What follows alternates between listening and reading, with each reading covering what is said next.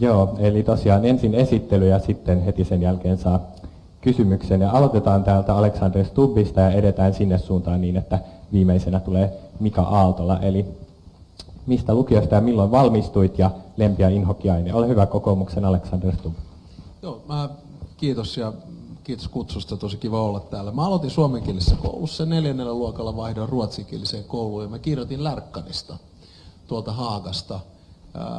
En ollut mikään hirveän hyvä oppilas, 8,0, M-paperit, mun lempiaineet oli aina kielet, niissä mä pärjäsin hyvin ja sit mä olin aika huono matikassa, se myönnetään. Kiitos. ChatGPT:tä kiinnostaa, että jos voisitte valita yhden esineen, joka kuvastaa poliittisia arvojanne, mikä se olisi ja minkä takia? Pyörä aina eteenpäin. Kiitos paljon.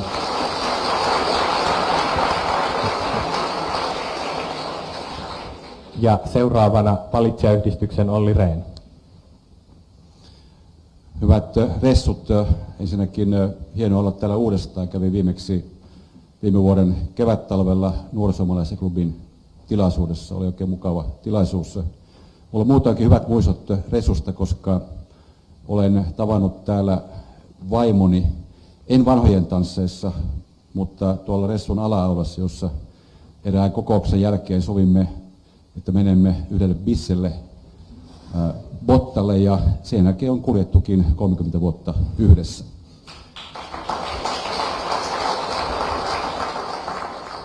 Mä kirjoitin ylioppilaaksi Mikkelin yhteiskoulun lukiosta ja sen jälkeen tuli tänne valtiotieteelliseen tiedekuntaan opiskelemaan.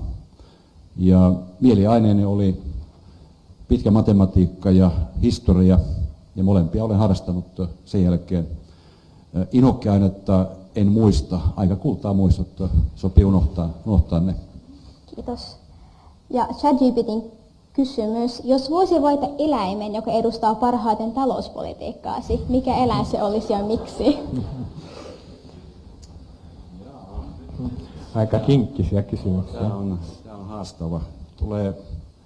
Tulee mieleen meidän mäyräkoiramme Sessi, joka eli 15-vuotiaaksi ja menehtyi tuossa vuosi pari sitten. Hän oli sitkeä sissi ja toimi aina hyvin kestävällä tavalla. Kannatan kestävää taloutta, eli mäyräkoiran linjalla eteenpäin.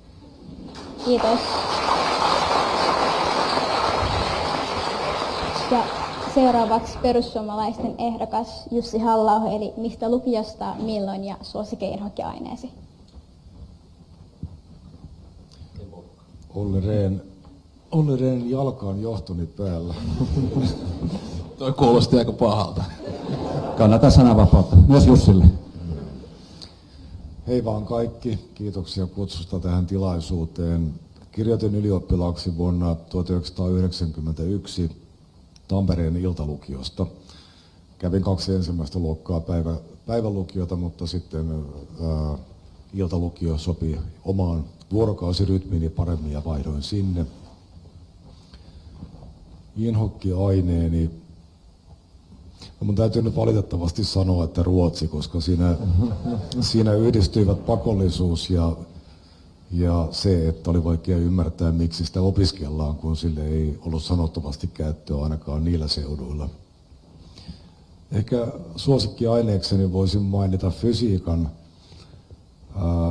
lähinnä siitä syystä, että olin ollut siitä aivan kuutamolla päivänlukiossa, mutta sitten iltalukiossa sattui hyvä opettaja tai ainakin sellainen opettaja, jonka kanssa kemiat sopivat yhteen. No kemiat siis.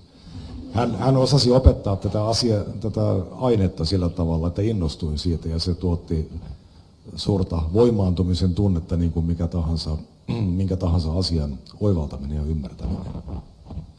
Kiitos. Ja ChatGPT:tä kiinnostaa, että jos voisitte valita yhden ruokalajin, joka kuvastaa poliittista filosofiaa, niin mikä se olisi ja minkä takia?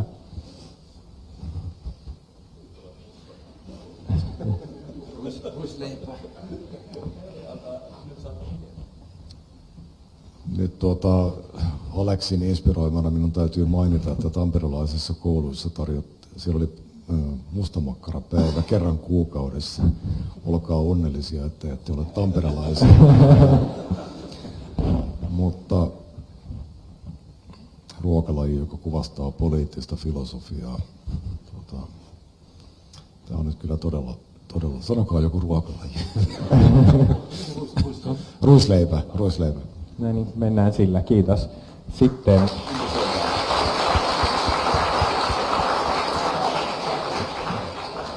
kristillisdemokraattien sarjassa, ja ole hyvä.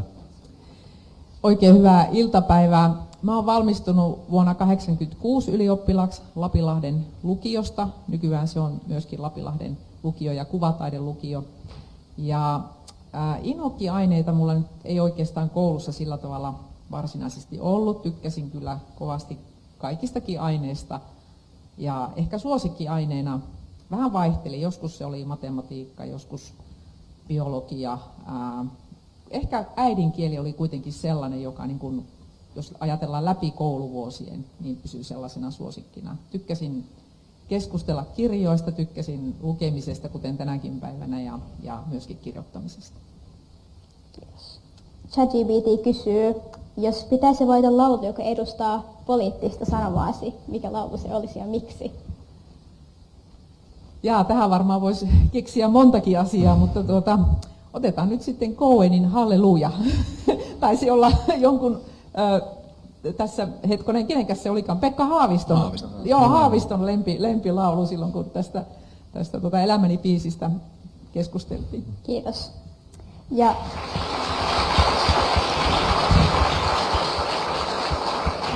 sitten vielä valitse yhdistyksen Mika Aaltola, eli mistä lukiosta, milloin ja suosikki inhokkiaineesi. Joo, tervehdys kaikille. Nuorten politiikka-viikko on käynnissä. Tämä on toinen lukio tänään, jossa olen kunnia olla täällä. Valmistuin Petäveden lukiosta vuonna 1987. Siitä on niin pitkä aika, että en ole ihan varma, että oliko se 87 vai 88. Mutta silloin kauan sitten oli Mika Aaltola, joka tykkäsi erityisesti historiasta. Se oli lempiaiheeni, oli amatööri arkeologi. Indiana Jones-elokuvat oli silloin aika suosittuja, ja etsin sieltä Kintauden kylän metsistä kuokka kädessä sitä kadonnutta sivilisaatiota, joka joskus varmasti siellä oli ollut. Sitä ei koskaan löytynyt, mutta tuolla tiellä vieläkin olen, että maailmanpolitiikan hulluudesta etsin sitä sivistystä, sivilisaatiota, josko siellä sitä olisi.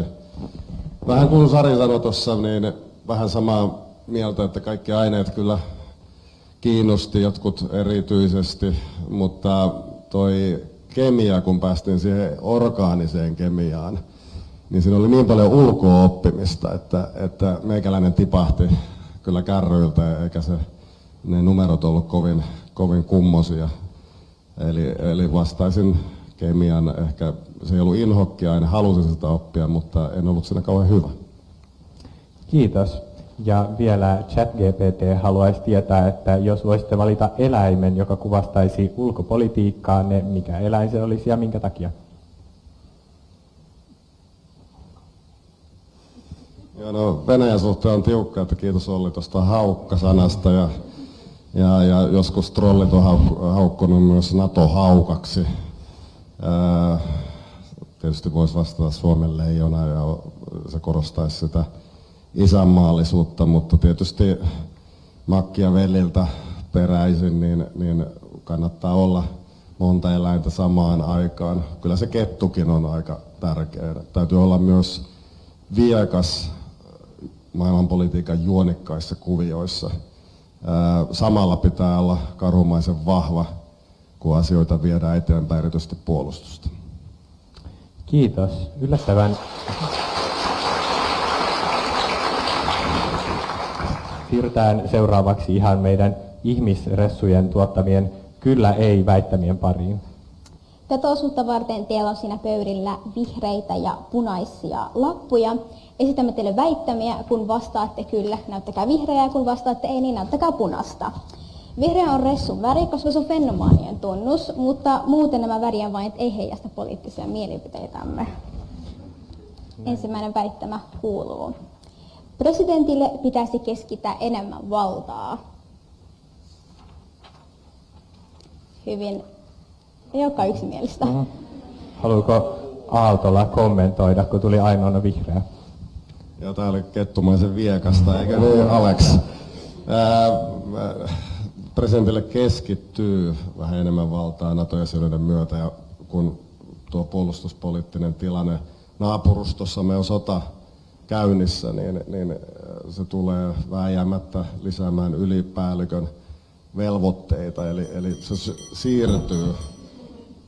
En lisäisi sitä perustuslakia muuttamaan. Kiitos. Suomen tulisi esittää virallinen anteeksipyyntö saamelaisille menneisyyden suomalaistamispolitiikasta.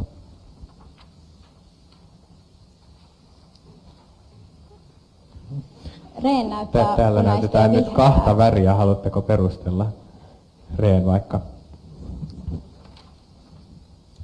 Minusta on erittäin tärkeää, että saamelaisilla on vahvat oikeudet, vahvat vähemmistöjen oikeudet. Ja tämä totuuskomission työ on tärkeä, mutta käydään tämä historian tutkimuksen metodeja läpi ja arvioidaan sen jälkeen, mikä on tarve tähän asiaan. Minusta on tärkeää, että meillä on hyvä luontainen yhteys kaikkien vähemmistöjen kanssa, ja saamelaisvähemmistö on tietysti hyvin keskeinen vähemmistö Suomessa. Kiitos. Essayah, lyhyt kommentti. Joo, tätä totuus- ja sovintokomitean työtä on nyt jo hyvän matkaa tehty ja aloitettu oikeusministeriön johdolla, ja mä ajattelen niin, että nyt istuvan hallituksen toimesta tätä nimenomaisesti ollaan nyt toimeenpanemassa myöskin määräraharesursseja. On tärkeää, että uskon, että sen prosessin aikana myöskin tullaan tämä anteeksipyyntökin jossain muodossa esittämään. Jo itsessään tämä komitea on tärkeä. Kiitos. Kiitos. Asevelvollisuuden tulisi jatkossa koskea kaikkia sukupuolia. Essayah näyttää punaista. Ajattelen niin, että kutsunnat on hyvä järjestää sillä tavalla, että se koskee kaikkia, mutta asevelvollisuuden pitäisin edelleen sitten miehiä koskevana. Kannustan kyllä nuoria naisia, tyttöjä sinne sotilasuralle. Me tarvitsemme ehdottomasti vapaaehtoisuuden pohjalta heitä. Kiitos. Otetaan Stubbilta kommentti. No, kaikki lähtee turvallisuudesta ja suhtaudun avoimesti sille, että asiasta käydään keskustelua ja löydetään ratkaisu. Me tarvitaan noin 20 000 reserviä vuodessa. Tällä hetkellä noin 1000 naista suorittaa varusmiespalveluksensa. Maltilla ja rauhassa lähdetään muuttamaan järjestelmää. Kiitos. Otetaan seuraava kysymys. Tärkeä asia, jossa lyhyesti kommentoidaan. Ihan lyhyesti. Tämä on etenisi 2 vaiheessa. Ensin kutsuntoihin kaikki nuoret naiset ja miehet, koko ikäluokka, ja sen jälkeen asteittain uudistaisin asevelvollisuutta tällaisen maanpuolustusvelvollisuuden suuntaan, jossa on 2 reittiä. On asepalvelus pääreittinä ja toisena reittinä kokonaisturvallisuutta aidosti palveleva siviilipalvelus. Kiitos. Tämä olisi paras tie eteenpäin. Kiitos. Mennään eteenpäin. Suomeen ei missään tilanteessa tule varastoida ydinasetta. Jos olette sitä mieltä, että ei tule, näyttäkää punaista. Jos olette sitä mieltä, että voi jossakin tilanteessa varastoida, näyttäkää vihreää.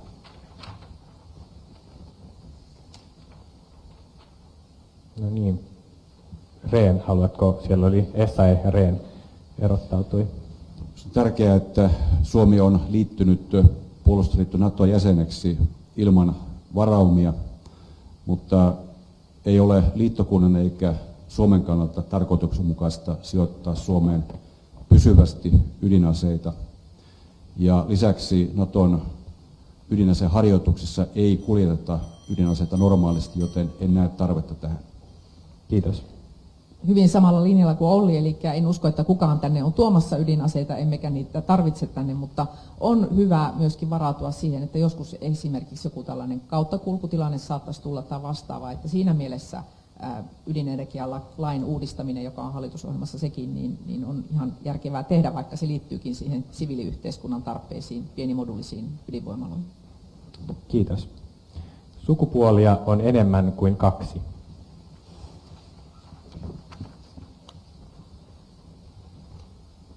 Reen näyttää molempia.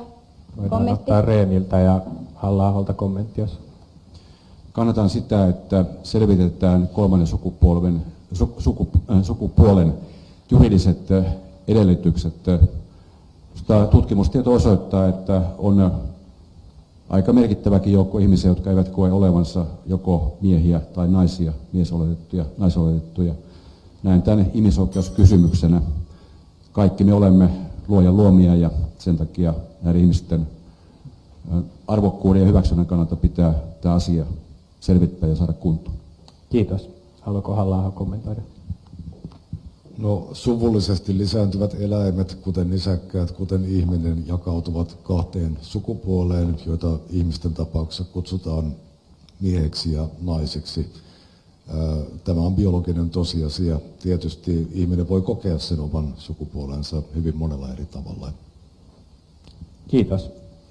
Täällä meidän koulussa toimii myös tämmöinen hyvin aktiivinen yhteiskunnallisista asioista kiinnostuneiden ressujen kerho, johon tässä itse asiassa Reen jo viittasikin, Ressun nuorsuomalainen klubi, jonka edustajat istuu täällä meidän eturivissä. Ja tuttavallisemmin RNK on myös lähettänyt teille 2 väittämää tähän kohtaan kommentoitavaksi. Ja ensimmäinen kuuluukin. Perustuslaki takaa presidentille vahvan syytesuojan ja sitä pitäisi alentaa. Eli näyttäkää vihreää, jos olette samaa mieltä. Nyt onkin yksimielistä. Mennään sitten eteenpäin, jos kenelläkään ei ole enempää sanottavaa. RNK väittää myös, että itäraja pitäisi linnoittaa.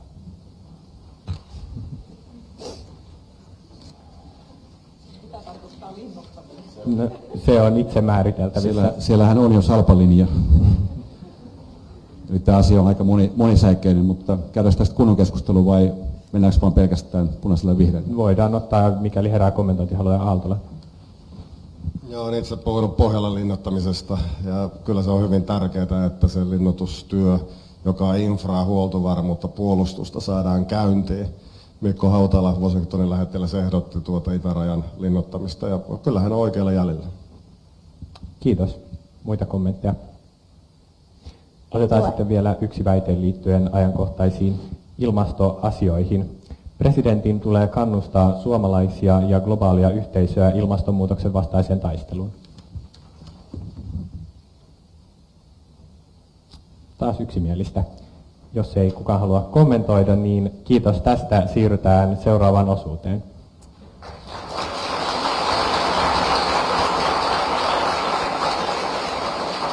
Ja seuraava osuutemme koskee ulkopolitiikkaa, eli muun muassa EU:ta ja Venäjää.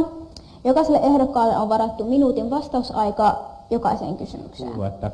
Oliko mielestänne oikea päätös nykyisessä maailmantilanteessa olla sulkematta Venäjän konsulaattia Ahvenanmaalla? Stop. No, ensinnäkin tämä tosiaan perustuu tähän kansainvälisiin sopimuksiin, tämä Venäjän konsulaatin asema valvoa nimenomaan sitä demilitarisointia. Ja tästä on tehty hiljattain selvitys ja voi ajatella niin, että ehkä sellaisena tietynlaisena vastatoimena niin Suomi jossakin vaiheessa voi myös harkita sen sulkemista, mutta koska tämä asema on vähän toisen tyyppinen kuin mikään näistä meidän muista konsulaateista, niin siinä mielessä ajattelen, että se on mahdollista, mutta ei varmasti ihan tässä hetkessä juuri akuuttia. Eli päätös oli oikea, pitää se auki. Kyllä.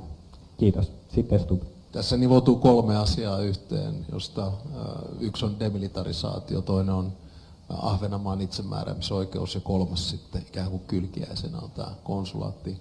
Itsemääräämisoikeutta kukaan ei kyseenalaista. Demilitarisaatiosta tullaan varmasti pitkässä juoksussa käymään keskustelu sekä me läntisten liittolaisten että Ahvenanmaan kanssa ja erityisesti Ruotsin kanssa.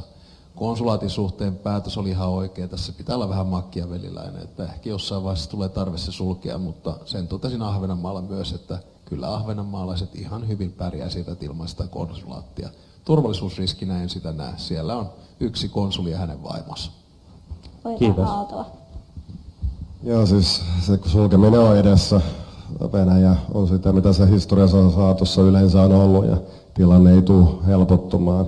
Vastatoimenpide on väärä sana tässä kohdassa, että meidän pitää omaa peliä pelata, laittaa Suomeen kuntoon ja siihen listalle, jota olen itse ehdottanut, ehdottomasti kuuluu tämä Molotovin diktaatin kumoaminen, eli päästään eteenpäin siitä talvisodan jälkeisestä tilanteesta. Nyt on aika sulkea se konsulaatti.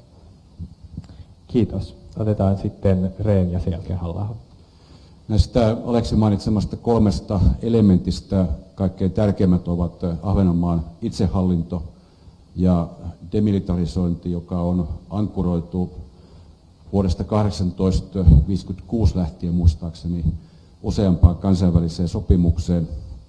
Se ei ole Suomelle vahvuus, mutta se on realiteetti. Ja kaikkein olennaisin asia nyt tällä hetkellä ja lähitulevaisuudessa on se, että Suomi yhdessä Ruotsin kanssa sitten, kun Ruotsikin liittyy NATOon, ja koko liittokunnan kanssa, NATOn kanssa, käy läpi Ahvenanmaan puolustussuunnitelman ja päivittää sen sellaiseen kuntoon, että me ollaan riittävän hyvässä valmiudessa ottaen huomioon arvaamattoman ja aggressiivisen Venäjän toiminnan. Tämä on reaalipolitiikassa kaikkein olennaisin asia. Suomi on vastuussa Ahvenanmaan puolustuksesta ja Ahvenanmaa on tällä hetkellä NATOn aluetta. Kiitos. Halla-aho.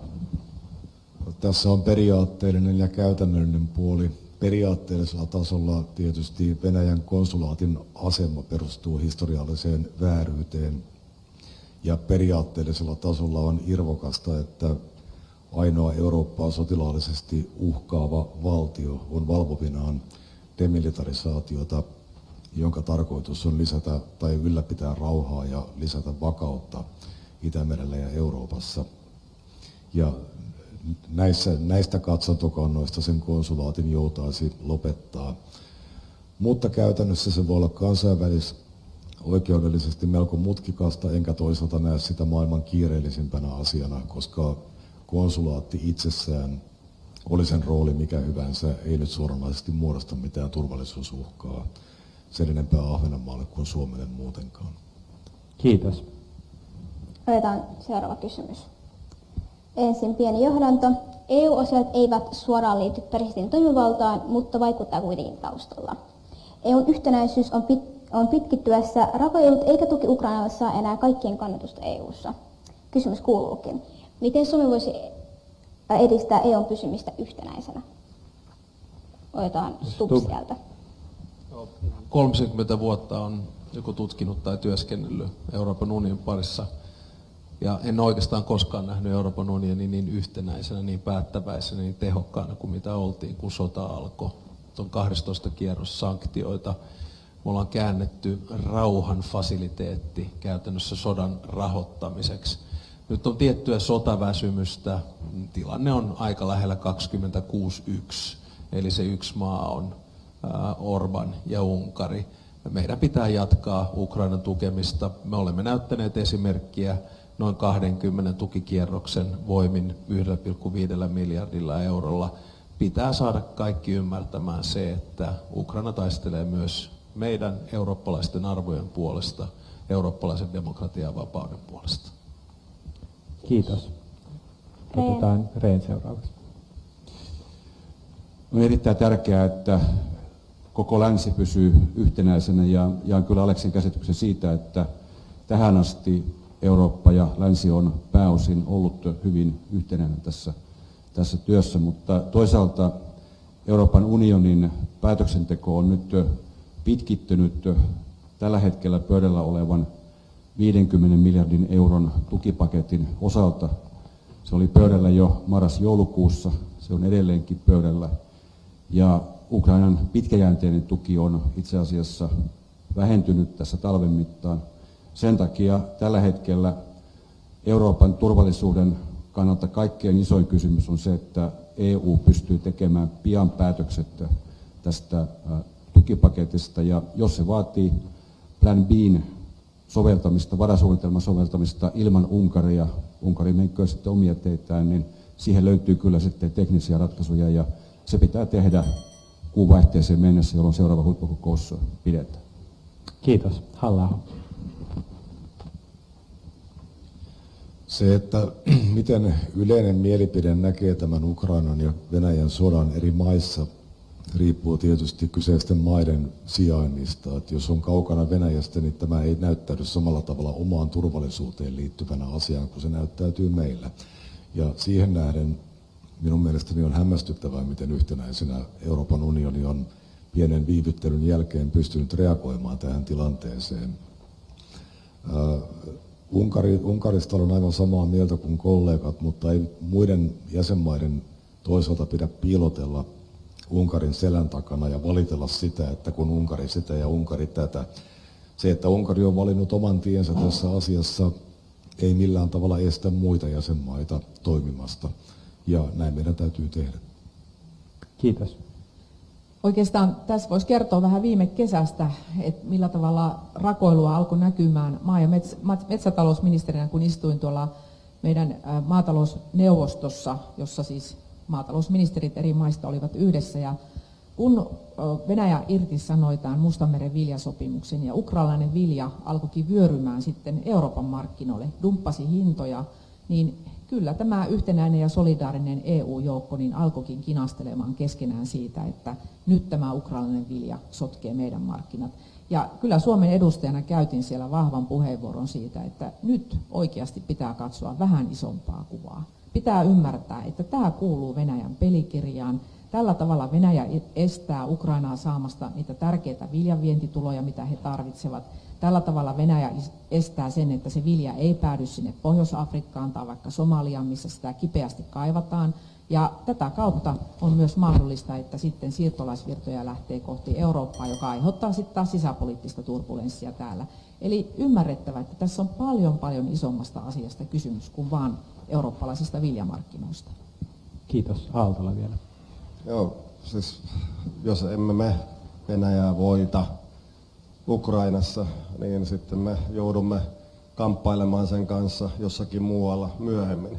Eli meidän pitää ymmärtää tämä tilanne, ja onneksi Euroopassa aluksi se ymmärrettiin. Julistuksia ja hienoja sanoja ja myös tekoja tapahtui, mutta nyt selkeästi on rakoilua sekä Yhdysvalloissa että Euroopassa, Unkari, Slovakia ja katsotaan Hollannin uusi hallitus. Eli lännen strategisen ajattelun kyky. Suomi voi näyttää esimerkkiä sillä, että me ainakin osaamme ajatella strategisesti. Etelän naapuri Viro päätti, että 0,25% bruttokansantuotteesta annetaan Ukrainaan. Siis siinä oli selkeä esimerkki. En sitä ehdota Suomelle, mutta että tuki jatkuu ja kampanjoimme aktiivisesti sen puolesta, että länsi pitää katseensa pallossa. Haaste tulee olemaan melkoinen.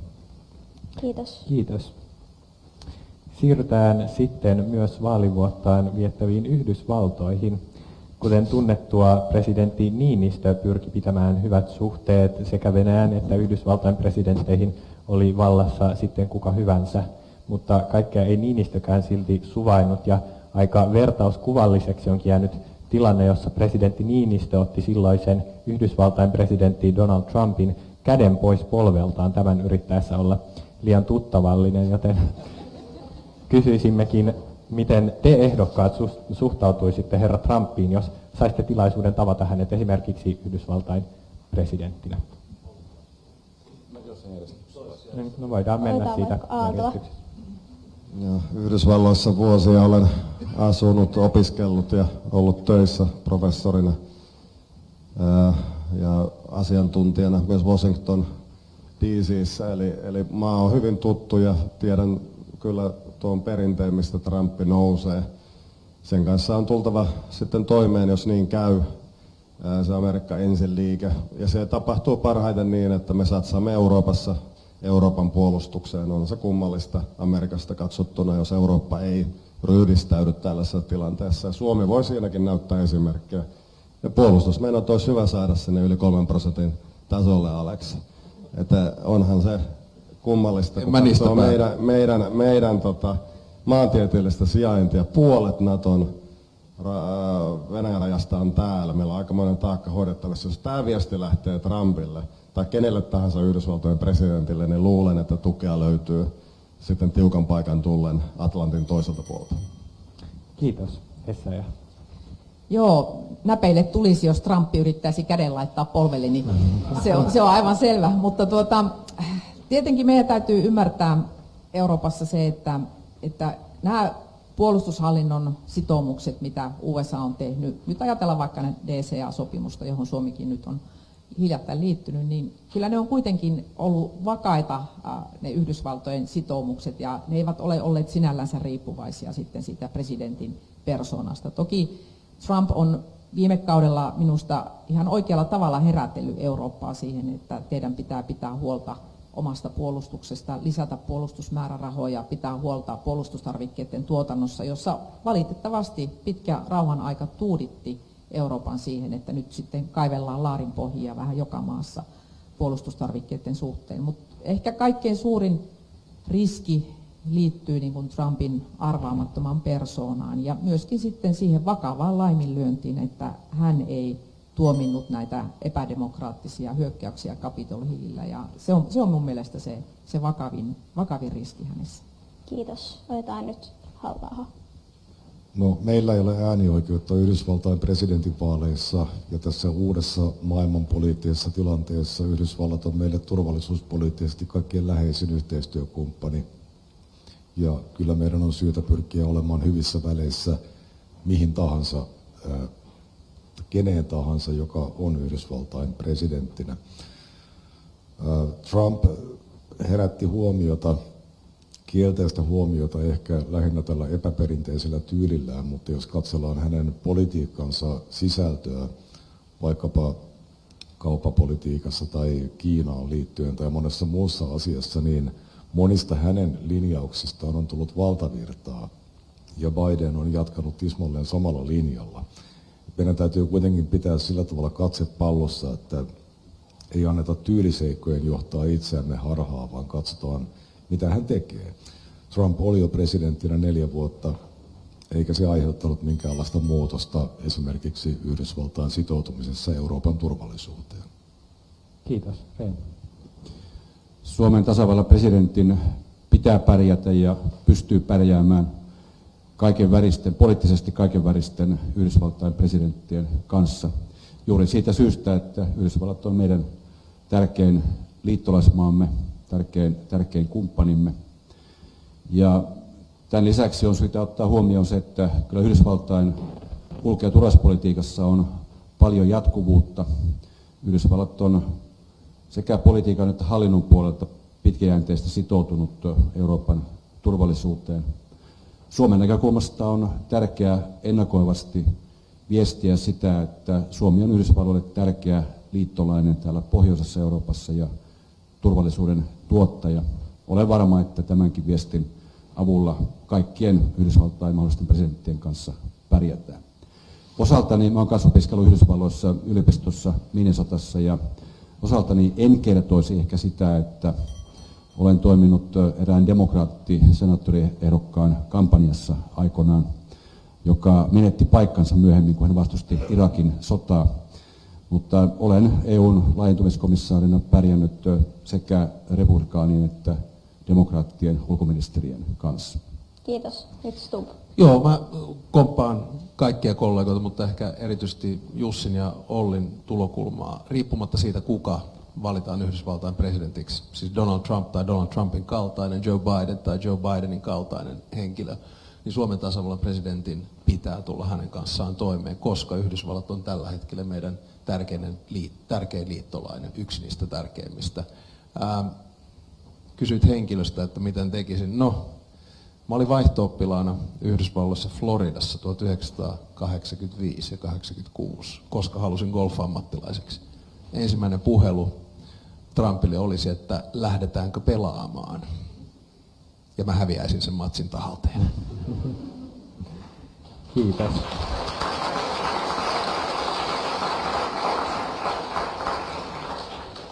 Nyt aloitetaan meidän paneelin toinen osuus. Vaikka presidentti johtaa ensisijaisesti Suomen ulkopolitiikkaa, toimii hän samalla arvojohtajan sisäpolitiikassa. Esimerkiksi tasavallan presidentti Niinistö on painottanut luonnon monimuotoisuuden merkitystä. Nyt siis selvitetäänkin, minkälaisia arvojohtajia te olisitte. Ja aloitetaan. Tuoreen tutkimuksen mukaan Suomi on Euroopan rasistisimpia maita. Miten rasismia voisi konkreettisesti vähentää Suomessa? Halla-aho. Tässä tutkimuksessa, johon viittaat, on kysytty ihmisten subjektiivisia kokemuksia, joihin kannattaa aina suhtautua tietyllä varauksella, koska ihmisellä on usein taipumus selittää kokemiaan vastoinkäymisiä sillä, että häntä kohdellaan väärin, vaikka näin ei todellisuudessa olisi tapahtunutkaan. Meillä on myös kyselytutkimuksia siitä, että Suomessa elää maailman tyytyväisimmät maahanmuuttajat. Ja miten nämä sitten ovat yhteensovitettavissa, niin onkin hyvä kysymys. Minun näkemykseni on se, että suomalaiset ovat aina suhtautuneet peruspositiivisesti, ehkä uteliaasti, joskus hiukan tuijotellen muualta tuleviin ihmisiin, mutta täällä on aina arvostettu sellaisia ihmisiä, jotka pyrkivät sopeutumaan yhteiskuntaan, huolehtimaan omista asioistaan ja kunnioittamaan täällä asuvia ihmisiä. Sen sijaan sellaiseen asenteeseen, että tänne tullaan esittämään röyhkeitä vaatimuksia ihmisille, niin ihmiset luonnollisesti suhtautuvat kielteisesti, mutta tämä todennäköisesti pätee mihin tahansa yhteiskuntaan. Eli sanoisitteko, että rasismia ei ole tarvetta vähentää Suomessa? No, tuo on aika kummallisella tavalla muotoiltu kysymys. Totta kai kaikkia kielteisiä ilmiöitä on tarpeellista vähentää, mutta pitäisin maahanmuuttajaväestöön tai tiettyjen maahanmuuttajaryhmien erittäin heikkoa integroitumista suomalaiseen yhteiskuntaan paljon suurempana ongelmana. Ja uskon, että se on myös se, joka lisää kielteisiä asenteita tietyistä paikoista tulevia maahanmuuttajia kohtaan. Kiitos. Essayah. Niin, ajattelen niin, että jokaisen ihmisen ihmisarvo ja jokaisen ihmisen oikeus elämään on niitä lähtökohtia, mitkä pitää siellä arvojohtajuudessa näkyä, ja silloin pitää pyrkiä niin kuin yhteiskunnassa rakentamaan sellaista luottamuksen ilmapiiriä, jossa pystytään todellakin ymmärtämään toisiamme ja myöskin hyväksymään toinen toisemme. Ja presidenttinä näen, että on tärkeää, että tuodaan eri tavoin ajattelevia, eri taustasta tulevia ihmisiä yhteen. Tämän hallituksen aikana on tehty myöskin nimenomaan rasismin vastaista työtä, ja olemme viime kesänä tämmöisen toimintaohjelman laittaneet pystyyn, ja sitä tässä koko ajan tietenkin toteutetaan hallitusohjelman mukana. Ja kyllä mä näen tärkeänä sen, että suomalaisessa yhteiskunnassa niin ei ole sijaa rasismille, ja emme me halua, että täällä ihmisen tausta on jotain sellaista, jonka perusteella ihmistä syrjitään tai häntä esimerkiksi koulussa kiusataan tai muuta vastaavaa. Mutta kaikkihan se lähtee meistä jokaisesta itsestämme ja siitä, että miten me suhtaudumme toinen toisimme. Onko toinen ihminen meille lähimmäinen? Kiitos. Aalto. Joo, siis tietenkin presidentin tehtäviin kuuluu muistuttaa siitä, että rasismi on kielteinen ilmiö ja aina puuttua ja puhua sen puolesta, että mitään jakolinjoja ei saa syntyä. Suomessa on perinteisesti arvostettu sitä, että täällä kaikki on tasa-arvoisia, tasavertaisia. Se on niin kuin ollut suomalainen lähtökohta ja kansallishyvä, ja siitä lipsuminen ei koskaan ole mikään sellainen, joka johtaa niin kuin hyvään tulevaisuuteen. Antisemitismin nousu esimerkiksi on hyvin huolestuttavaa. Tuossa juutalaisseurakunnassa on paljon ystäviä, niin saa kuulla aika karmeitakin tarinoita siitä, että miten Suomessa on yhtäkkiä syntynyt sellainen mentaliteetti, joka tänne ei luontaisesti ole koskaan oikein kuulunut. Eli pitää olla tarkkana ja koko ajan olla niin kuin jyvällä siitä, että mitä tapahtuu, miten ihmiset omaa sisäistä vihaansa ilmentävät yhteiskunnallisesti. Pitää olla tarkkana. Kiitos. Täältä vielä Rehn vaikka esitestu. Suomen tasavallan presidentin tulee puolustaa tasavaltalaisia arvojamme, ihmisarvoa, yhdenvertaisuutta, oikeusvaltiota, ja meillä ei saa olla mitään sijaa rasismille suomalaisessa yhteiskunnassa. Oma näkemykseni on se, että tässä ikääntyvässä Suomessa tarvitaan lisää työ- ja koulutusperäistä maahanmuuttoa. Myös sen takia, että me tarvitsemme osaavaa työvoimaa, tarvitsemme inhimillistä pääomaa. Ja meidän pitää pystyä keskustelemaan vaikeistakin asioista, kuten maahanmuutosta, asiallisesti ja jopa sivistyneesti, jos käytän vanhahtavaa sanaa, tai luottamuksen ilmapiirissä, niin kuin Sari tätä kuvasi. Suomi on tänä päivänä jo paljon monimuotoisempi kuin vaikka 20 vuotta sitten. Suomi 20 vuoden päästä tulee olemaan entistä monimuotoisempi yhteiskunta, ja siihen presidentin arvojohtajana pitää osaltaan myöskin kansakuntaa kannustaa ja valmistaa. Kiitos. Kiitos. Nyt Stubb. Tasavallan presidenttihän ei voi itseään arvojohtajaksi julistaa, vaan se pitää ansaita. Ja käytännössä tarkoittaa sitä, että hän omalla esimerkillään pystyy edistämään keskustelukulttuuria, joka suvaitsee erilaisuutta ja toiseusta. Itse asuin 4 vuotta Etelä-Karolainassa keskellä konservatiivista raamattuvyöhykettä, jota ei hirveän vapaamielisenä ole koskaan pidetty, aika rasistisenakin. Ja kun katselin rasismikeskustelua Suomessa viime kesänä, niin mietin, että varmaan jokainen kansakunta joutuu nämä kokonaisuudet läpikäymään. Noin 10% meistä suomalaisista eivät ole Suomessa syntyneet. Itse puhun paljon sen puolesta, että kaikki toisen syrjintä ihonväristä, taustasta, kansalaisuudesta, uskonnosta riippumatta on väärin.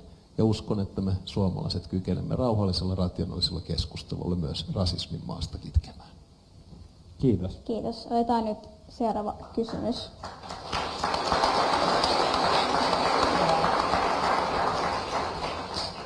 Oletteko valmiita nostamaan esiin sukupuoli- ja seksuaalivähemmistöjen eriarvoisen kohtelun eri valtioissa, kun tapaatte niitä päättäjiä? Stubb. Kyllä ilman muuta.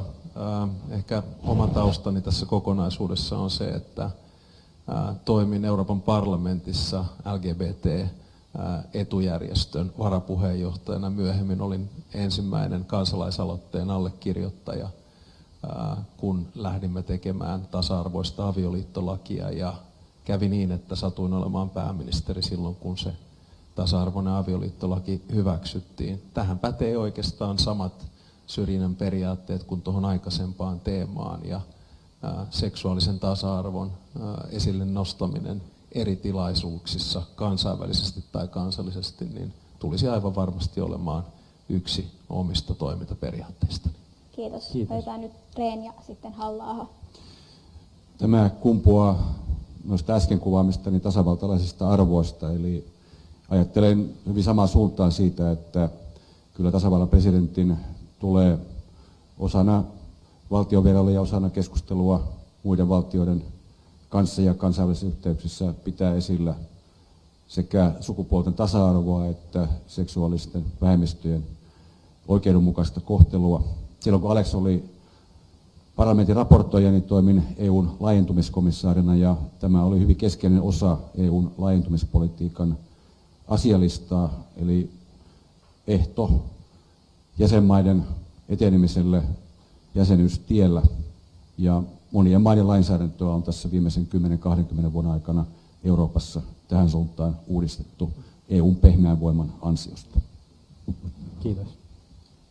Halla-aho. Kun olemme tekemisissä muiden maiden päättäjien kanssa, niin meidän ei tietenkään pidä millään tavalla ujostella omia arvojamme ja niiden esille tuomistamme, mutta samaan aikaan on kyllä viisasta ymmärtää se tosiasia, että maat ja kulttuurit ovat erilaisia, ne ovat erilaisissa kehitysvaiheissa, ja arvojen vienti jonnekin, missä niille ei ole tavallaan omasta maasta lähtevää kysyntää, yleensä epäonnistuu.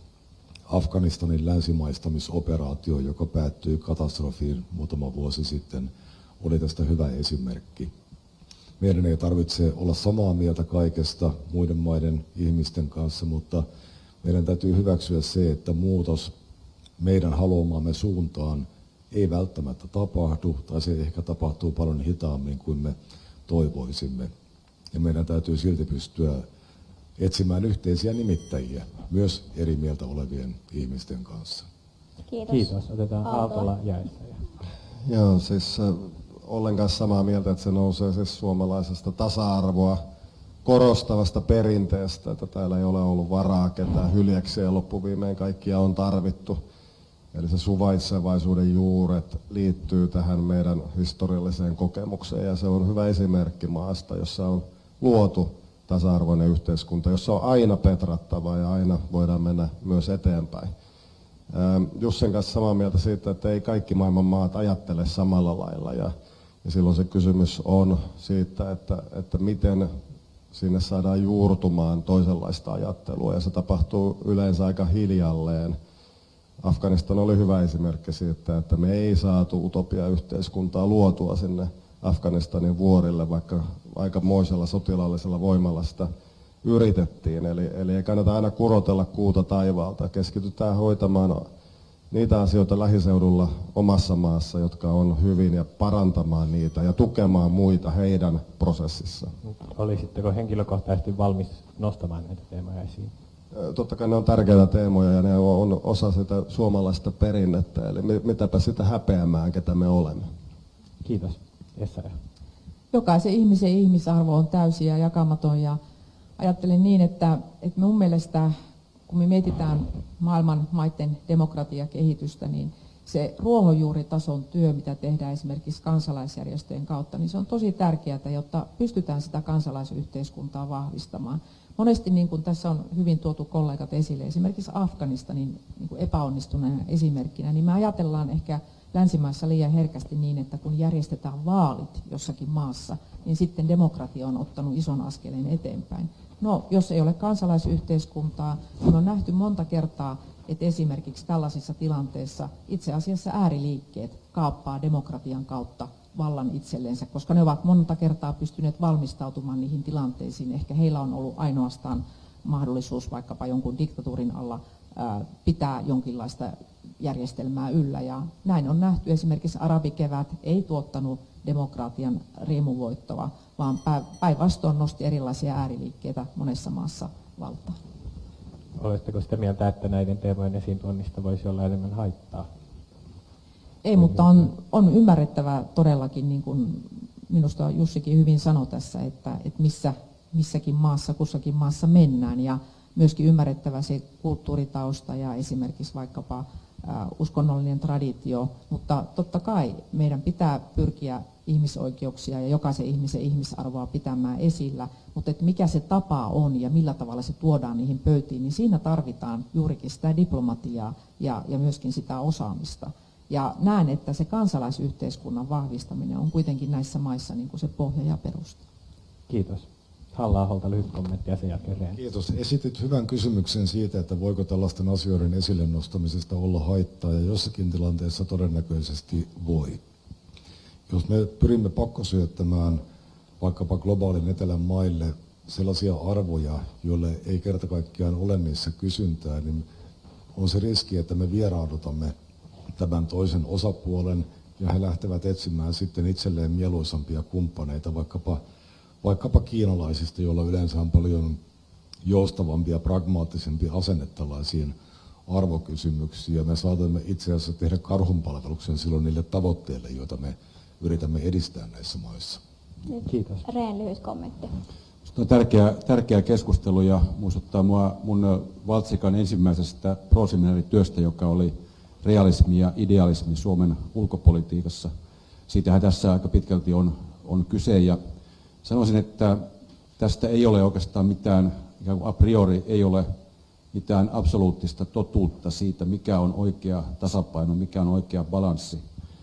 Ja yhdyn siinä kyllä kollegoihin, että totta kai on otettava konteksti huomioon, aina se ympäristö huomioon, missä toimitaan, ja esimerkiksi ilmastoasioissa, jos me haluamme, niin kuin me haluamme Kiinan ja Intian ja Indonesian, Brasilian mukaan ilmastotalkoisiin, niin joudumme hyväksymään sen, että meillä ei ole ihan samat arvot, mutta meillä on kuitenkin yhteiset globaalit edut tämän ihmiskunnan kohtalon kysymyksen ratkaisemiseksi.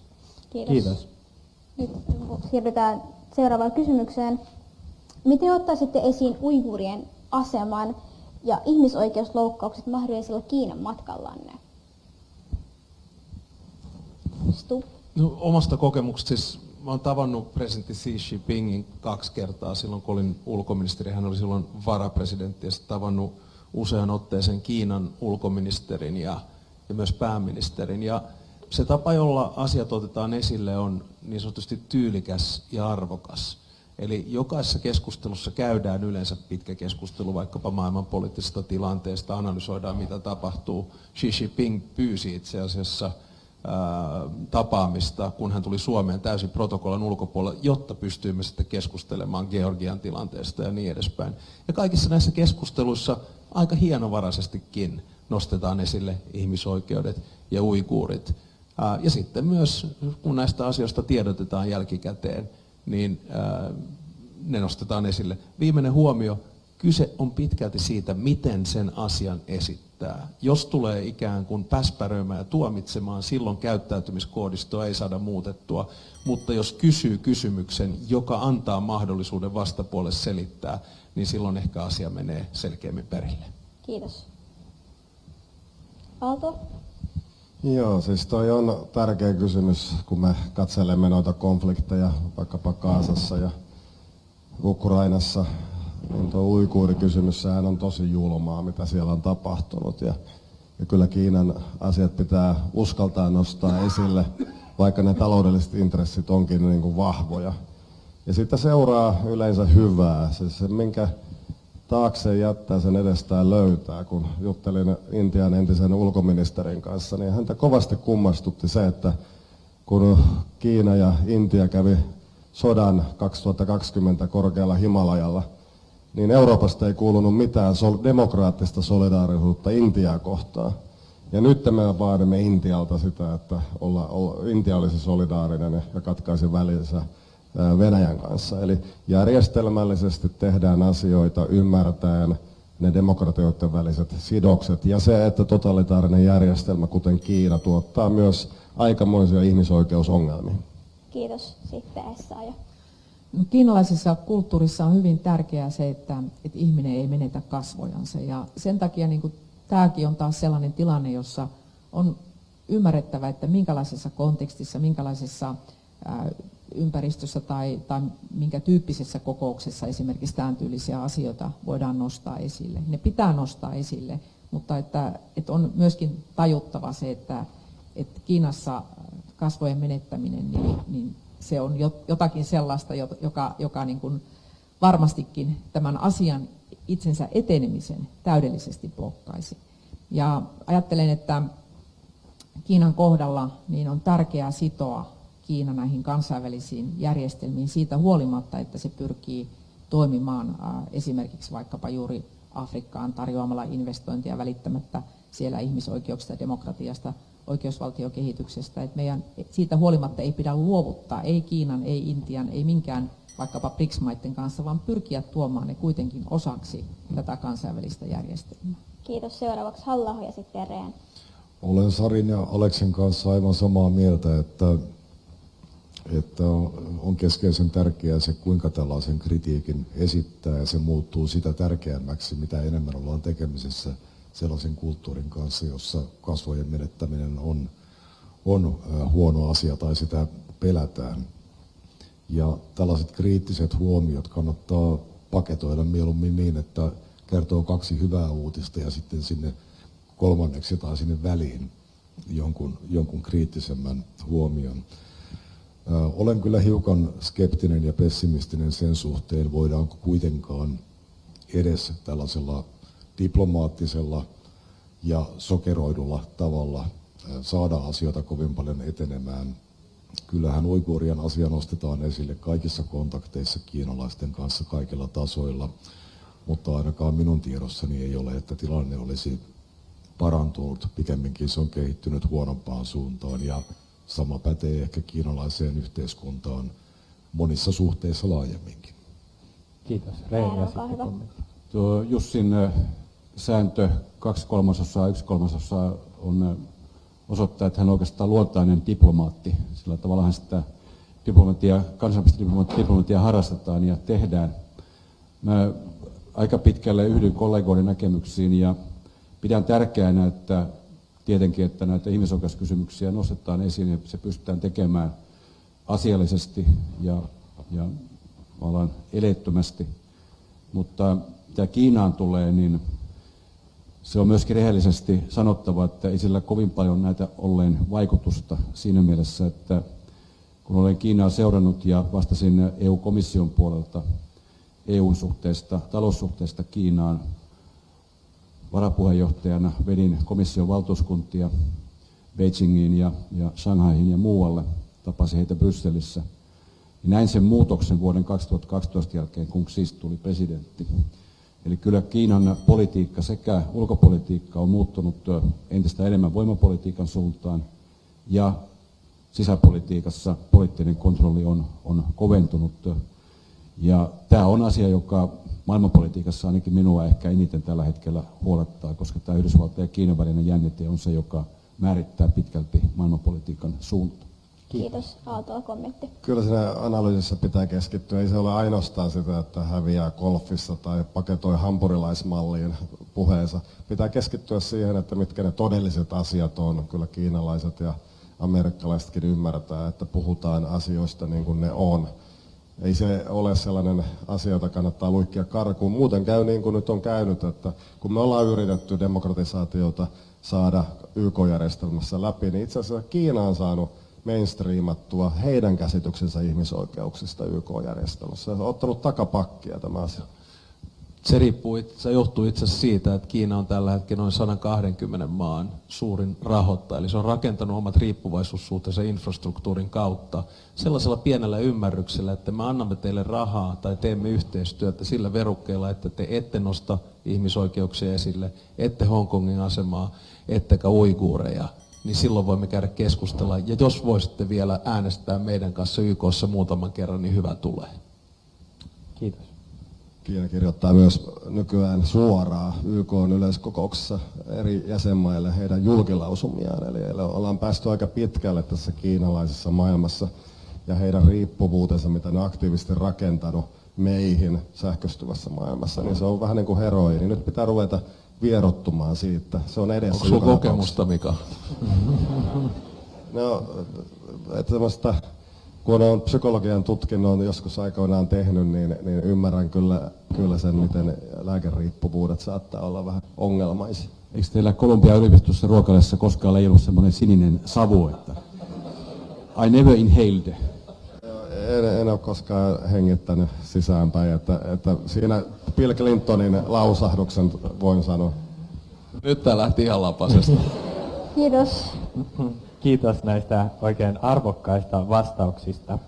Niin kuin meidän Kanervakin tässä avauspuheessaan viittasi tulevaisuuteen, niin tällä hetkellä aika monen nuoren tulevaisuususko ehkä vähän horjuu, kun on ilmastonmuutosta ja sotaa ja velkakriisiä, niin me pyydettäisikin teiltä nyt tämmöistä minuutin mittaista motivaatiopuhetta, että millä te kannustaisitte meitä ressuja ja kaikkia muitakin nuoria jaksamaan tämän kaiken keskellä ja vielä siellä ajoittain pimeältä näyttävässä tulevaisuudessakin.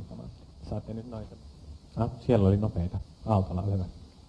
Joo, siis Suomella ei ole mitään hätää, me ei olla parhaita päiviä me vielä edes nähty, että nyt vaan pitää uskoa siihen tulevaisuuteen. Eletään huoliähkyistä aikaa ilmastonmuutoksesta Venäjään, Kiinan nousuun. Meillä on paljon haasteita edessä, mutta meillä on kaikki ne asiat täällä paikallaan, jos me vaan ryhdymme tuumasta toimeen, että me saadaan tämä maa siihen kuntoon, ettei meillä ole huolta. Me siirrytään puhtaampaan energiaan, vapaudumme niistä riippuvuuksista.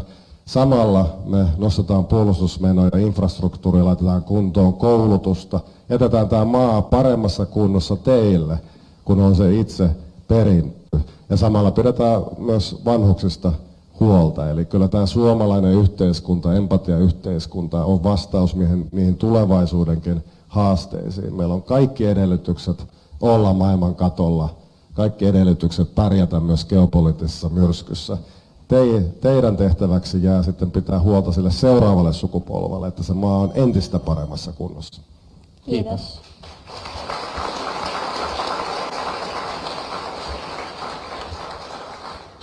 Haluaako olla seuraava? olla myös valmis vai Halla-aho? Valmista ollaan, kyllä. Tiedän myöskin oman nuorison kokemuksista ja ajatuksista sen, että nuorilla on kovaa ilmastoahdistusta ja monia muitakin jaksamiseen liittyviä haasteita.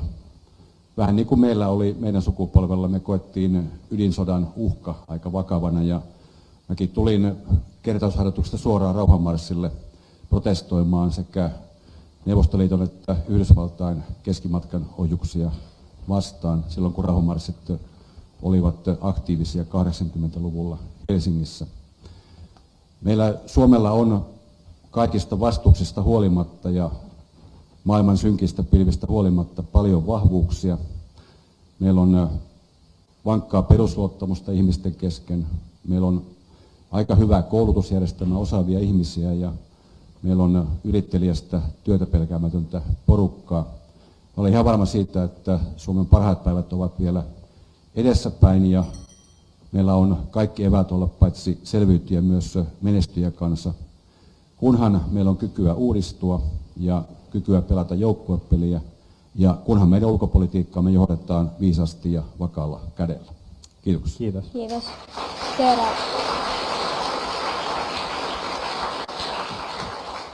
Seuraavaksi Halla-aho.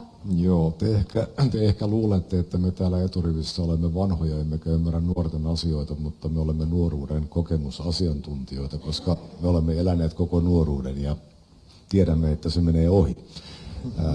Nuoruuteen kuuluu... Ei se vielä ohi ole. Nuoruuteen kuuluu monenlaista ahdistusta nimenomaan maailmaan liittyen ja varmaan nykyään vielä enemmän, koska maailma on tietyllä tavalla kutistunut. Kaukana olevat asiat tuntuvat enemmän omilta kuin ne ehkä tuntuivat meidän aikanamme ja on sellainen painostava olo, että pitäisi tehdä enemmän kaikenlaisten maailman ongelmien ratkaisemiseen. Sitten kun hiukan ikääntyy, niin nostaa puolittain kädet pystyyn ja toteaa, että me emme voi aivan kaikkeen vaikuttaa, mutta on kuitenkin paljon asioita, joita me voimme täällä tehdä. Ongelmien tiedostamisesta ei pidä masentua eikä ahdistua, vaan se pitää kanavoida rakentavaan tekemiseen.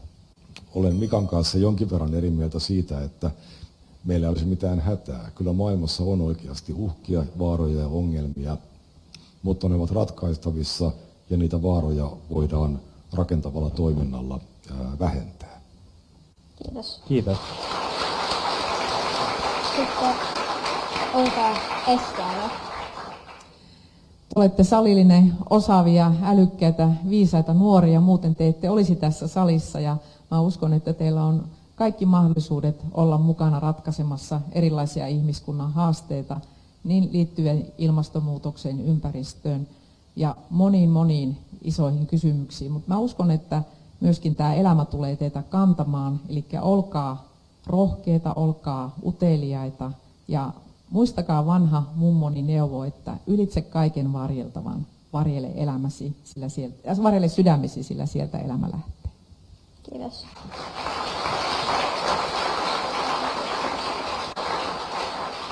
Sitten Stub. Niin, jos mä antaisin ehkä enemmän henkilökohtaisesti 4 neuvoa, jotka on antanut meidän 22-19-vuotiaille, jotka on täälläkin käyneet tässä salissa katsomassa, tulisiko IB-ressuun. Ne on dream, believe, work hard ja succeed. Dream tarkoittaa sitä, että pitää aina unelmoida, uskaltaa unelmoida, älkää antako kenenkään koskaan tee unelmaa latistaa. Believe, uskokaa itteenne, koska on sellaisia hetkiä elämässä, jolloin usko meinaa loppua, mutta jos te ette usko itteen, niin kukaan muukaan ei tule sitä tekemään. Work hard, eli tehkää töitä, sitä ei tarvitse ressussa kenellekään kertoa, se kannattaa aina. Mutta succeed, joka minulle tarkoittaa ei menestymistä, mutta onnistumista. Ei ole sitä, että sulla on vaurautta, yhteiskunnallista asemaa tai titteliä, vaan sitä, että sulla on merkityksellinen elämä. Ja sitä teillä on aika paljon edessä. Antaa palaa.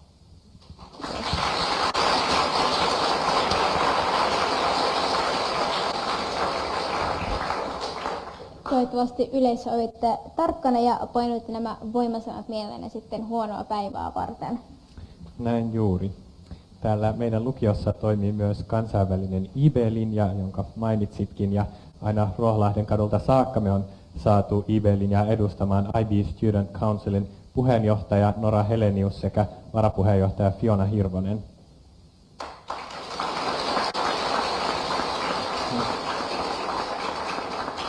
Ja Nora tulee teille nyt esittämään kysymyksen ja siihen vastatessanne pääsette vähän treenaamaan kielitaitoa, vaikka niitä Naton huippukokouksia varten, sillä toivomme vastaukset englanniksi.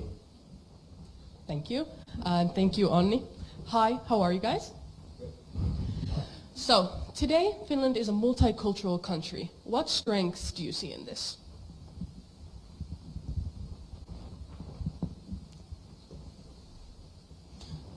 Est-ce qu'on peut parler français aussi? Maybe in English. I think being a multicultural country is indeed a strength, a big resource for Finland. Finland is unfortunately an aging society, and therefore we need more work and education-based immigration in this country, also to make our society and our economy more dynamic and more vibrant. So I see that it is the future of Finland, but we have to be well prepared for that, and it is one of the key tasks of the President of the Republic to discuss this and prepare the people of Finland for being a more multicultural country in future. In some senses, Finland has been multicultural since prehistoric times. People have always traveled, they have always crossed borders, but multiculturalism in itself is not either a good or a bad thing. It also contains a potential for intercultural problems, many of which are clearly visible also in Finland. Well, I think that multiculturalism, and it's a big resource for Finland, so that people are coming from different backgrounds. It's definitely a resource for all of us. And in Finland, we have a long history of migration, and also my background is in migration. My father comes from North Africa, from Morocco, so I very well understand that multiculturalism is a resource for us.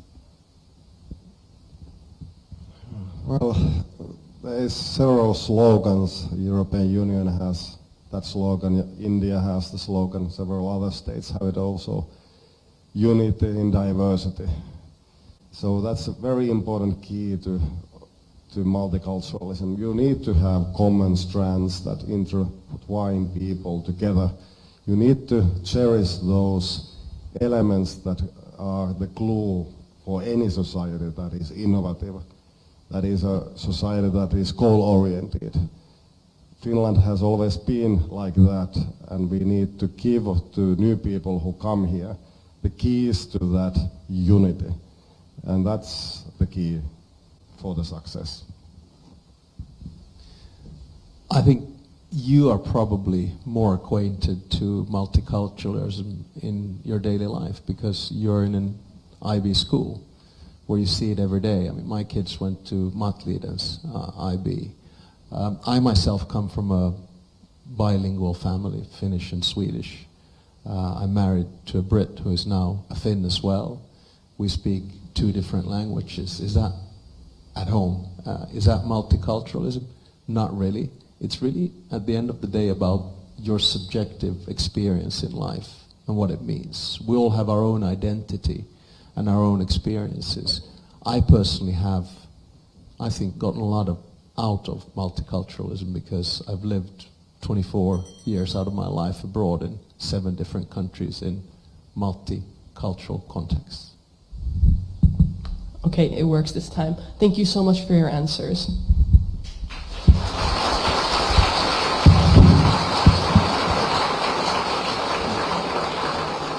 Kiitos. Hyvinhän se englanti sujuu, kuten jo tiesimmekin. Kiitos tästä.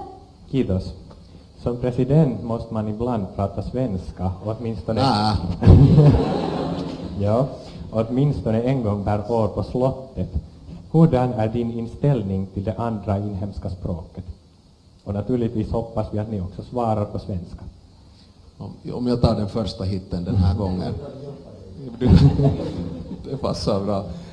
Som sagt, jag kommer från en 2-språkig familj och har alltid haft nytta av det svenska språket. Jag tycker att i dagens läge så kan det också vara säkerhetspolitiskt ganska nyttigt för Finlands president att kunna uttrycka sig på svenska på ett sätt eller annat. På grund av att Sverige och de nordiska länderna är så nära oss just nu. Jag har aldrig känt mig mer nordisk än vad jag gör i dagens läge. Samtidigt så vill jag också lyfta fram en fråga som har att göra både med engelskan och svenskan. Och det är den att vi ska aldrig skämmas sättet som vi talar ett språk. Men vi har olika sätt att uttrycka oss, bättre eller sämre. Det är bara att köra på. Använd de språken du kan och var nöjd att du kan några språk och hjälp andra att kunna dem ännu bättre. Tack. Ska jag fortsätta? Jag tror att i Finland under sista decennier vi har underskattat värden av svenska och skandinaviska. Jag är en långständig nordist och jag anser att om vi underskattar svenska vi inte hjälper Finlands sak eller nordiska samarbete. Jag tror att tvåspråkighet är en styrka för Finland och det är också en viktig bro till nordiska samarbetet. Och vi kan kanske se en renässans av nordiska samarbetet, inte bara i säkerhets- och försvarsfrågor men också gällande utbildningen, forskningen och företagssamarbete. Tack. Personligt har jag ingenting mot att använda svenska och jag kan göra det om jag absolut måste, men samtidigt är det en realitet i Tammerfors och också i Helsingfors att det mycket sällan finns en möjlighet eller en nödvändighet att tala på svenska. Och som en politiker måste jag också vara mycket precis med mitt uttryck och det är ganska svårt för mig på svenska. Jag skulle nog inte säga det, det var helt perfekt svenska. Ja, fint, men det är kanske att ni har, i Tammerfors ni har TBK, Tammerfors bollklubb, som heter Tappara nyligen. Men du är Ilves så som jag. Så. Det här frågan är lite lättare för Alex än för alla andra, men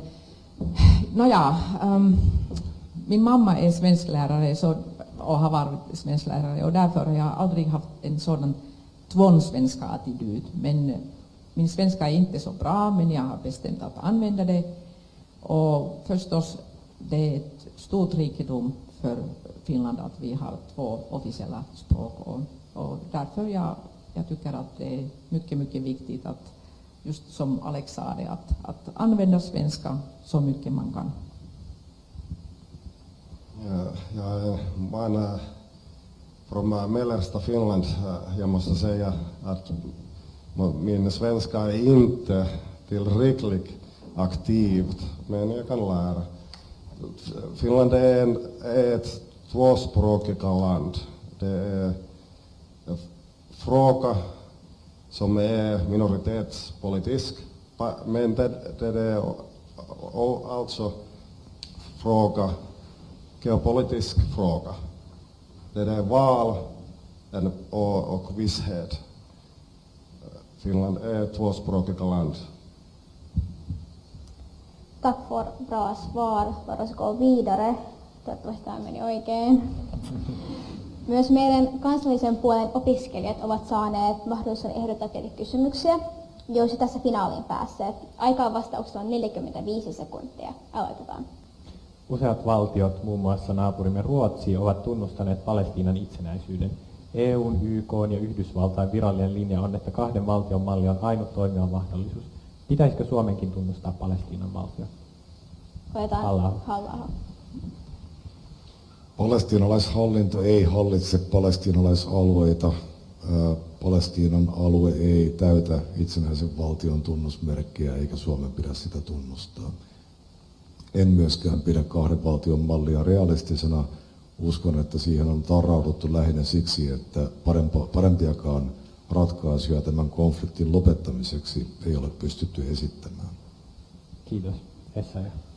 Olen tyytyväinen, että Suomi ei ole tunnustanut Palestiinan valtiota, koska Oslon rauhansopimus, josta alkaa olla suurin piirtein 30 vuotta, niin siinähän nimenomaisesti lähdettiin siitä, että osapuolet keskenään sopivat näistä asioista. Ja en myöskään näe realistisena 2 valtion mallia, vaikka sitä aina kovin usein nostetaan ikään kuin sellaisena jonkinlaisena patenttiratkaisuna. Täytyy muistaa, että vuonna 1948 YK:n päätöslauselma, joka olisi luonut kahden valtion mallin, Israel hyväksyi sen, 6 ympärillä olevaa arabivaltiota hyökkäsivät Israelin kimppuun. Siitä alkoi Israelin itsenäistymissota.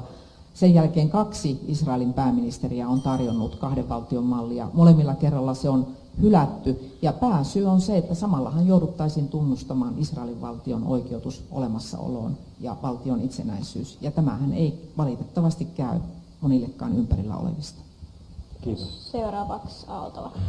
Joo, siis kahden valtion malli siis on ainoa, minkä itse näen mahdolliseksi, mutta ikävä kyllä se taas on siirtynyt ehkä vuosia eteenpäin. Eli on vaikea nähdä, että se olisi ratkaistavissa kovin yksinkertaisella prosessilla. Se vihan määrä on nousussa ja se rauhantyön määrä, mitä tarvitaan, niin en näe, että sitä tapahtuu tarvittavassa määrin.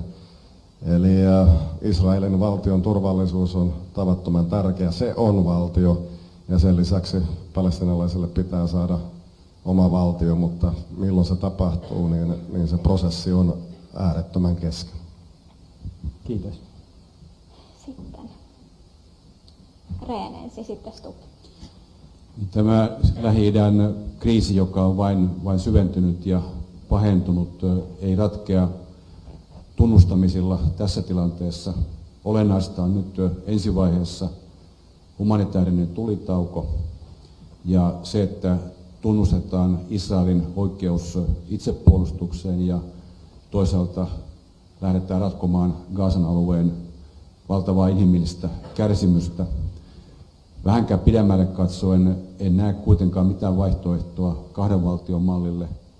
Ja sen osalta se avainkysymys on, että miten varmistetaan Israelin turvallisuus ja olemassaolon oikeus ja miten siinä yhteydessä sitten luodaan sellainen Palestiinan valtio, joka on legitiimi ja myöskin sovussa naapuriensa kanssa. Kiitos. Kiitos. No, mä voin vastaan oikein lyhyesti. Mä olin tässä kysymyksessä vähän eri mieltä kuin Sari ja Jussi ja täysin samaa mieltä kuin Olli. Kiitos. Asia selvä. Kiitos. No, seuraava kysymys. Palataanpa vielä EU-hun ja kuvitellaan, että Euroopan unioni vaatii lisärahoitusta euroalueen valtioiden talouden tasapainottamiseksi. Miten suhtautuisit uuteen yhteisvelkaan? Aaltola ensimmäisenä. Joo, se edellinen yhteisvelka suhtautui siihen vähän skeptisesti. Se otettiin ja sillä oli taloudellisia seurauksia ja kaikki niistä ei ollut positiivisia. Nyt on paljon eksistentiaalisempi asia, kun Euroopassa on sota irti. Euroopan aseiden ja ammusten tuotanto laahaa jäljessä, me ei olla saatu asioita kuntoon. Tässä tilanteessa voisin suhtautua positiivisesti siihen, että koska on olemuksellinen asia, niin se hoidettaisiin yhteisesti velkaa ottamalla, mutta kuinka tehokas mekanismi siihen luotaisiin, niin se on vielä itselle vähän arvotus. Enemmänkin ehkä ne Venäjän jäädytetyt varat, noin 300 miljardia, niiden käyttäminen, mitä G7-maat nyt suunnittelee. Kiitos. Toivotaan hyvin tiiviitä vastauksia, että ehditään kaikki meidän hienot kysymykset. Halla-aho. Tässä keskustelun alkupuolella oltiin huolissaan EUn yhtenäisyydestä ja rakoilusta ja olen sitä mieltä, että paras tapa nakertaa Euroopan unionin uskottavuutta, hyväksyttävyyttä ja legitimiteettiä kansalaisten silmissä on luoda epäoikeudenmukaisia rahansiirtomalleja, jossa yhdet maksavat toisten velkoja. EU-maiden talouskulttuurit ovat niin erilaisia, että mielestäni yhteistä velkaa ei pidä ottaa. On toki olemassa yksittäisiä poikkeuskysymyksiä, kuten Ukrainan sotaan reagoiminen ja Ukrainan tukeminen, mutta ei sitä voi tulla pysyvää taloudenpidon mallia, että Pohjois-Eurooppa maksaa etelä-eurooppalaisten velkoja. Kiitos. Rehn. Olin tein aloitteen rakentamassa Euroopan vakausmekanismia, joka on viimeiset 10 vuotta ollut hyvin tärkeä selkänoja Euroopan talouden vakaudelle. Se oli tärkeä väline silloin, kun euroalueen velkakriisi saatiin hallintaan ja Euroopan talous ja työllisyys uudelleen kasvuun. Se ei ole aiheuttanut kustannuksia eurooppalaisille veronmaksajille. Sen jälkeen perustettiin koronakriisin aikana Euroopan elpymisrahasto, joka otti yhteistä velkaa, ja se osaltaan auttoi yhdessä Euroopan keskuspankin kanssa elvyttämään Euroopan taloutta hyvin kriittisellä hetkellä, emmekä ajautuneet joukkotyöttömyyteen ja konkurssiaaltoon. Nyt ajankohtainen kysymys on se, että millä tavalla kyetään vahvistamaan puolustusteollisuuden resursseja, ja silloin mielestäni kannattaa harkita sitä, että tähän tarkoitukseen haetaan yhdessä eurooppalaista rahoitusta. Kiitos.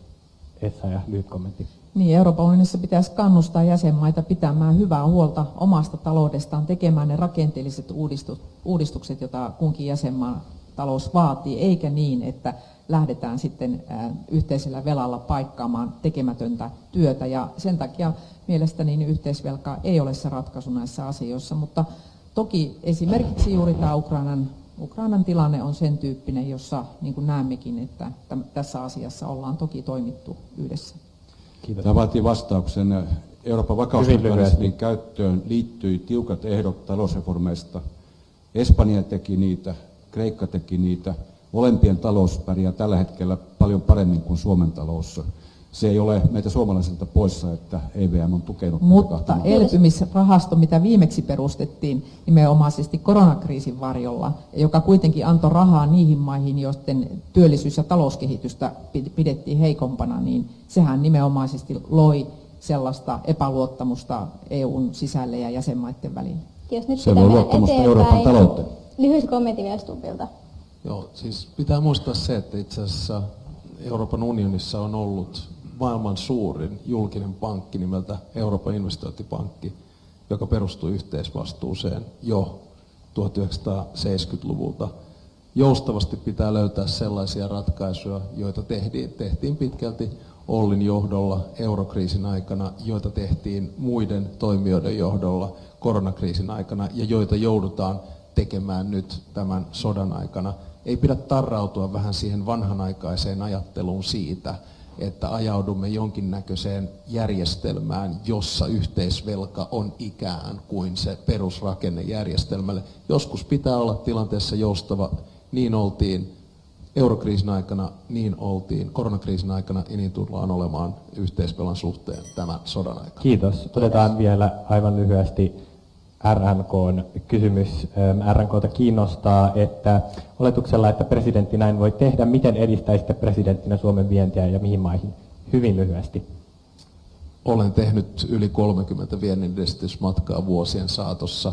Tänä päivänä on tärkeää, että on presidentti, joka kykenee avaamaan sellaisia ovia, jotka normaalissa markkinataloudessa eivät aukene ilman valtiollista interventiota. Tekisin paljon vienninedistämismatkoja. Kiitos. Sama kanta, ja lisään vielä sen, että yksi hyvin tärkeä kenttä, missä Suomen tasavallan presidentti voi vaikuttaa kansainvälisesti ja samalla edistää vientiä, on ilmasto- ja energia-asiat. Eli me olemme tällä hetkellä alisuorittaja kansainvälisessä ilmastodiplomatiassa, meidän pitää olla siinä aktiivisempia, ja samalla se avaa myöskin meidän yrityksillemme vientimahdollisuuksia. Halla-aho. Yhdyn siihen, mitä Alex sanoi. Monissa maissa on tärkeää, että myös poliittinen johto on avaamassa ovia kaupallisille suhteille. Kiitos. Juuri näin, niin kuin kollegat on sanonut, maa- ja metsätalousministerinä olen viimeisimmäksi ollut avaamassa ovia sinne Kiinaan suomalaisen ruokaviennille, ja siellä on saatu tuloksia aikaiseksi. Joo, siis olen samaa mieltä.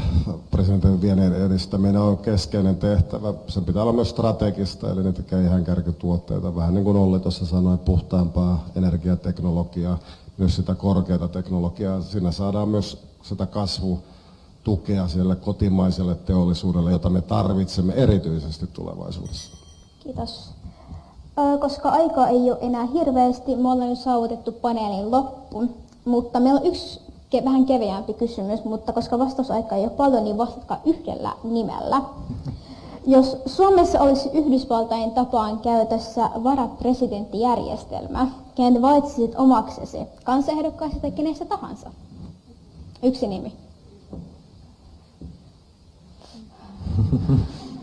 Se olikin se kaikkein Mä oon saanut Olli Rehnin vaalikoneesta 2 kertaa. Mä kyllä valitsisin Olli. Kiitos. Mun täytyy olla varmaan vastavuoroinen, että että Aleksin ei tarvitse palata Firenzeen, että hän voi keskittyä politiikan tekemiseen. Kiitos. Niin, että valittaisiinko se varapresidenttikin vaaleilla vai tulisiko se sinne ihan kylkiäisenä? Tämä vaaleja. Ehkä minä sitten tuon Paavo Väyrysen valitsisin siihen, että hänellä on perspektiivejä ja historiaa ja kiinnostusta varmasti tehtävään. Kiitos. Kiitos. Essayah. Essayah. Mä ottaisin sen henkilön, joka tulisi kakkosena maaliin minun jälkeeni. Joo, siis lähtökohtaisesti lähtisin ehkä hakemaan tasapainoa, eli Li, Jutta tai Sari. Ja kun tässä nyt Sari on paikalla, niin ottaisin hänet varapresidentiksi. Kiitos. Mutta miehiä sorsitaan selvästi. Joo, Kiitoksia. Ei saa olla liian tullinen.